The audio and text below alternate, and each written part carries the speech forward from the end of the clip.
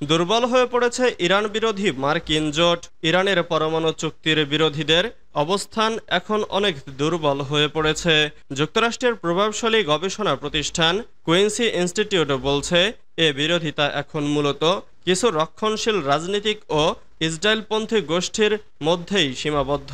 Tehran টাইমসে প্রকাশিত এক বিশ্লেষণে বলা হয়েছে, যুক্তরাষ্ট্রের জনগণের বড় অংশ, এমনকি রিপাবলিকানরাও ইরান নিয়ে শান্তিপূর্ণ সমাধানের পক্ষে। তাই ট্রাম্প যদি শুধু এই চরমপন্থীদের কথা শুনে চলেন, তবে তা রাজনৈতিক ক্ষতির কারণ হতে পারে।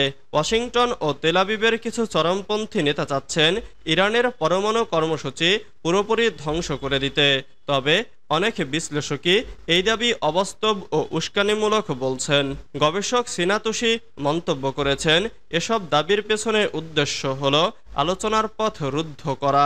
মেরিল্যান্ড বিশ্ববিদ্যালয়ের এক জরিপে দেখা গেছে ৫৯% আমেরিকান নাগরিক এবং ৬৪% রিপাবলিকান ইরানের সঙ্গে কূটনৈতিক চুক্তির পক্ষে।